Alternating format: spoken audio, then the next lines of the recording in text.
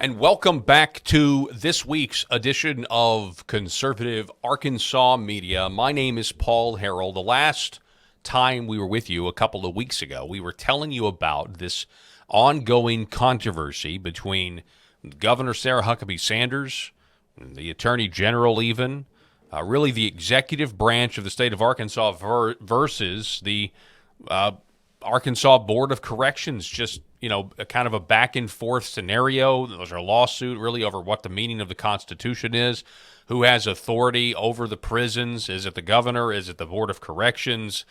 Do we need more prison beds? Do we need more guards to staff the expansion of the prisons? What does the new prison reform bill mean? Are there parts of it that are going to, be ruled unconstitutional? Just so many moving parts in this story. But I think people thought it was going to kind of get worse, but I don't think anybody thought it was going to involve allegations of sexual abuse dating back to the Lord's Ranch in Warm Springs, Arkansas. I'm familiar with the allegations of the Lord's Ranch. I'm familiar with Ted Sewell and the Medicaid problems, and I'm familiar with all of those stories, but I just never thought it would all relate, and it would all relate back to this situation with the prison board. It's incredible. So before we go any further, let's just get right to it, shall we? Here is the story I'm referring to. Now, this was this morning on the 29th of February. One second, and I will do my best here. Right there. There it is. Okay, so this was the morning of February 29th. Sanders is now calling for the resignation of Arkansas Board of Corrections member Giles, and that is because Arkansas Board of Corrections member Giles has been accused of facilitating sexual assault when he used to work. He used to work at the Lord's Ranch. And so now this is being brought forth, all these allegations are being brought forth to say, hey, this guy needs to resign.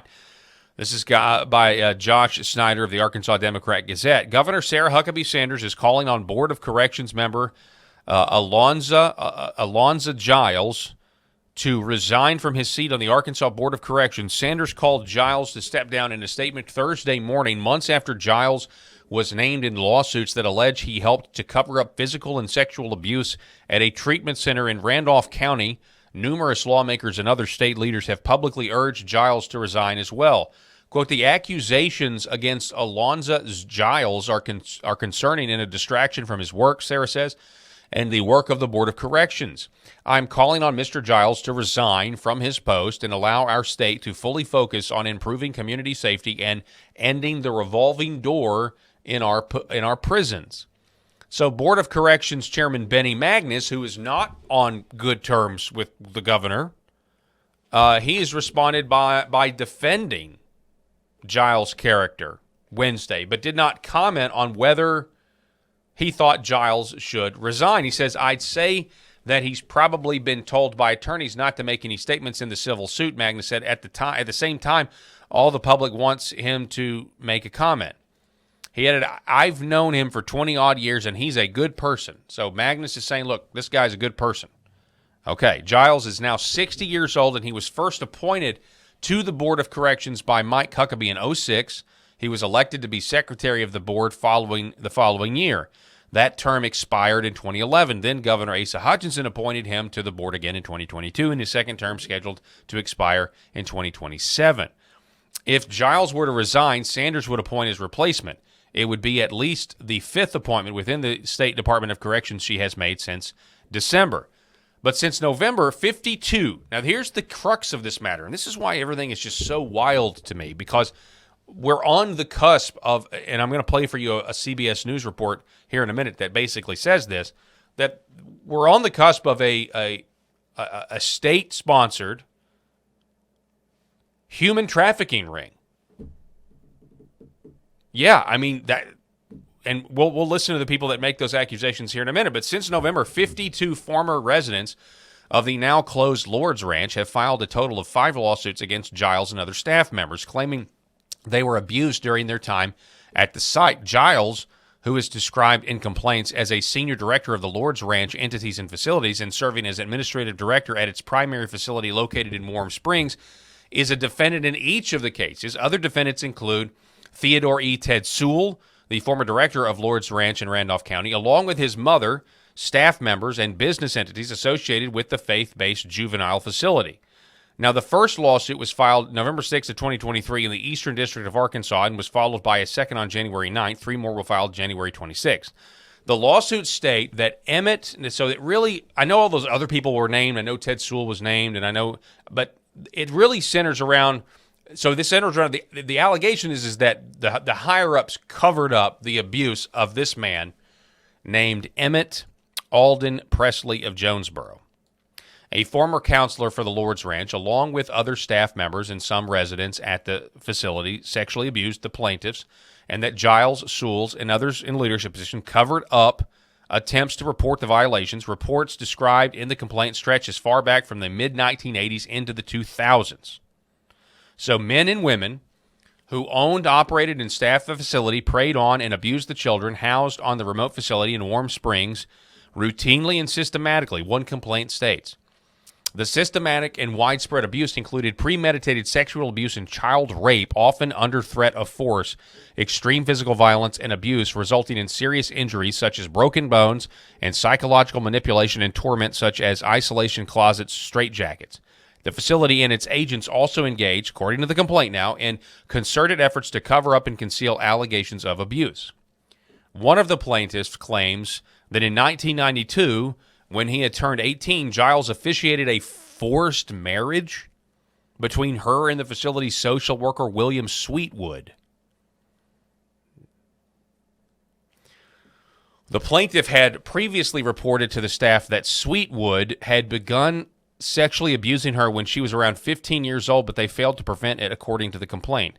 Rather, Jane Doe 1 was told that staff member W loved her and that she would learn to love him. Now, if this is true, I mean, if this is even 10% true, I mean, this is wild. Jane Doe 1 was eventually forced to marry staff member W at the Lord's Ranch Chapel without her parents' knowledge, consent, or presence. How does somebody go about making something like that up? That's this journalist's first impression. Giles is also accused of breaking a resident's arm in 2002. So back to Giles, the guy who the governor wants to resign from the prison board, is accused of breaking a resident's arm in 2002 while administering a restraint hold. The resident who is among the plaintiffs in the case also reported being sexually abused at the facility. Okay, so now we have some legislators. Senator Ben Gilmore saying that Giles needs to resign. Arkansas Attorney General Tim Griffin says that he needs to resign. Senator Pro Temp Bart Hester says he needs to resign. Although the first lawsuit naming Giles was filed in November, State Representative Howard M. Beatty, a junior, a Republican from Crossett, said in a letter addressed to Giles on Tuesday that he wasn't aware of the allegations against Giles until very recently. Quote, "It is imperative that the public has trust and confidence in the individual serving on the Board of Corrections, and your continued presence undermines that trust. To uphold the integrity of the board and demonstrate accountability for your actions, I urge you to resign immediately." His letter also urges the board, whose members were copied on a letter, to join those insisting that Giles resign. Then State Representative David Ray, a Republican from Maumelle, says that he wasn't aware of the status of Giles as a defendant in these lawsuits. Upon hearing the cases, Ray said, quote, "I spoke to a couple of legislators to get their thoughts on the matter, and those conversations only confirmed my suspicion, which was that this was a very serious matter, and it makes total sense as someone in that situation to step away." I think that's the decent and appropriate thing to do. Now, likewise, folks, in all probability, these people, these legislators have, again, in all probability, they have seen the report that I'm about to play for you. This is far-reaching. This is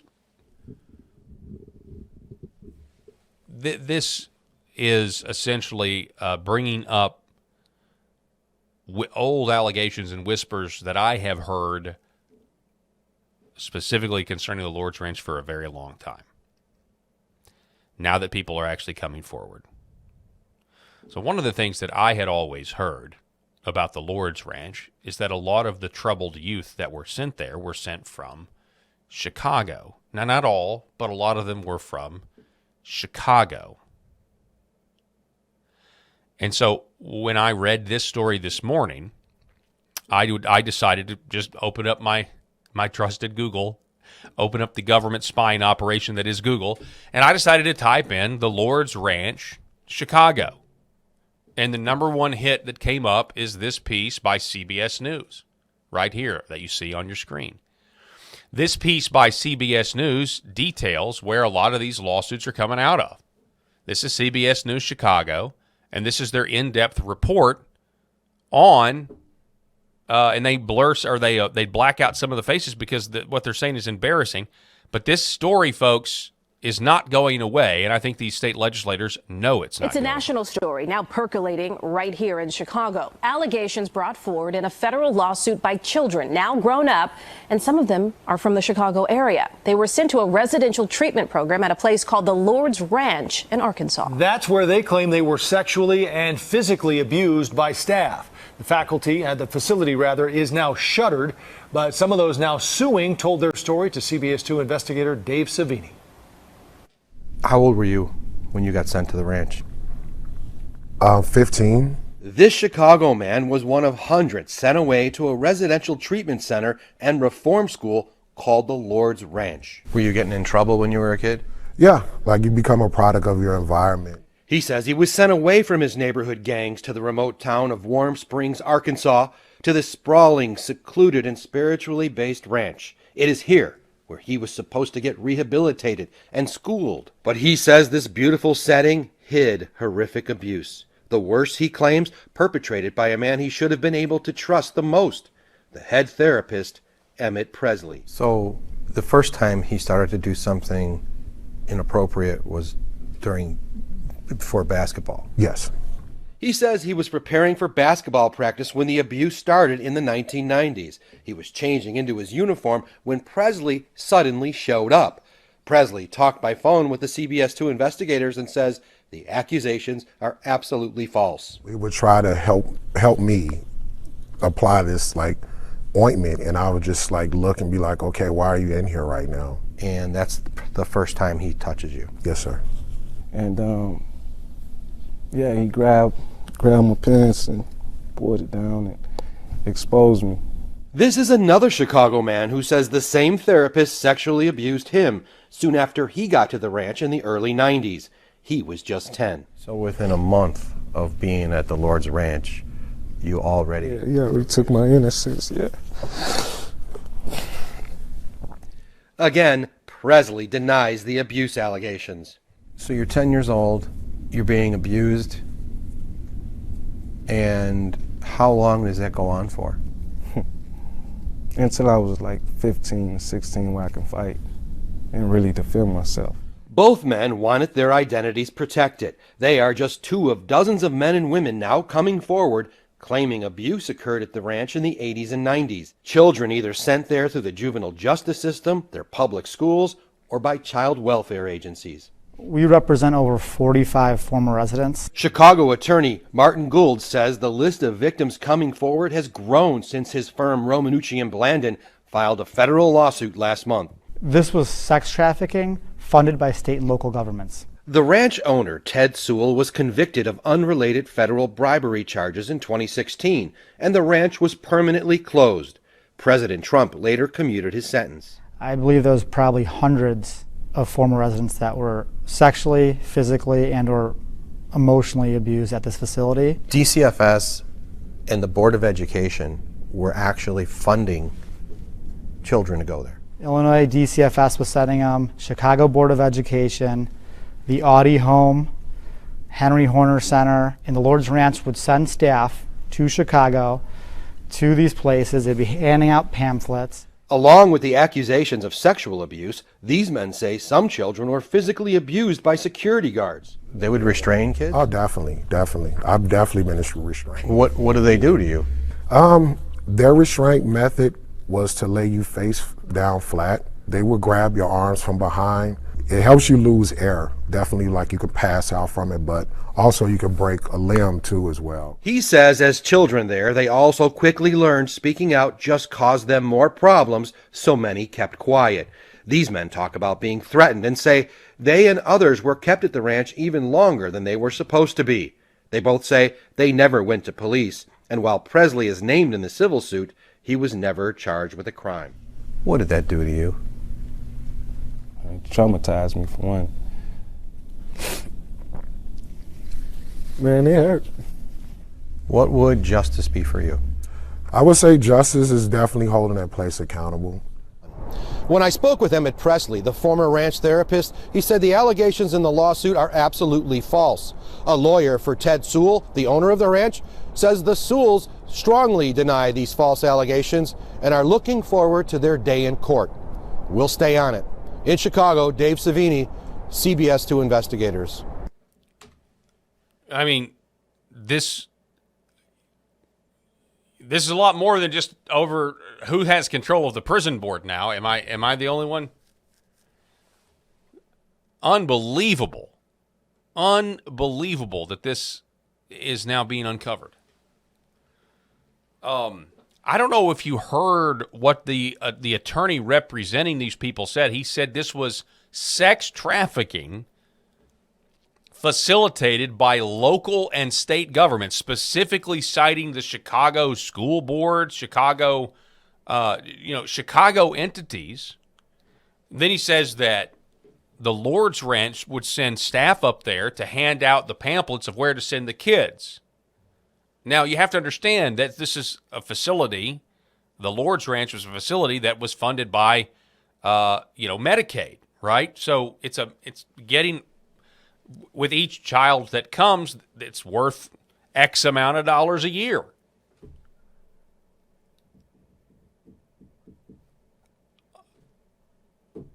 Unbelievable that this is all coming to light. And we're going to continue following this story. What do you think? Sound off in the comments. Do you think that Giles, this guy on the Board of Corrections, Arkansas Board Corrections member Giles, do you think that he needs to resign? You think that he needs to stay there? That's him right there. He's named in the lawsuit. I believe it talks about, breaking an arm or something. I want to make sure. I mean, to be clear, he's not the one that was accused of doing the sexual assault, from what I've read. Okay. It says Giles is accused of breaking a resident's arm in 2002 while administering a restraint hold.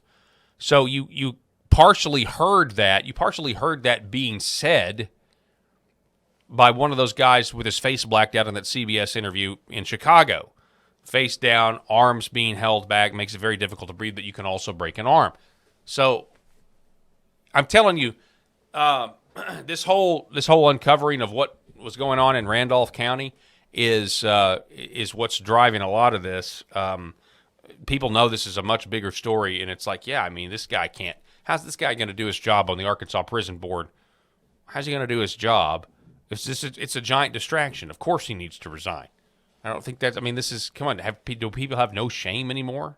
It just goes right down. It's like nobody's ashamed to do anything. People get caught red-handed in public office, and they think I'll just stay in office. I'll stick it out. What? It's unbelievable. But that's all the time we have for today. I just wanted to update you on that story. We're going to be back and give you more great Arkansas content. The fiscal session's going to start here pretty soon. I guess a month after Super Tuesday, which is coming up. Obviously, everybody's getting geared up to go vote for primaries. There's primaries going on across Arkansas. There's judicial elections going on across Arkansas. We'll have that coverage for you. But most importantly, Super Tuesday, Donald Trump looking to solidify his nomination. Although that was interesting in that report there. Donald Trump got some advice from somebody. One of Donald Trump's biggest criticisms is that the people that he listens to and surrounds himself are not good guys. So somebody got to Donald Trump and said, hey, Donald Trump doesn't know who Ted Sewell is.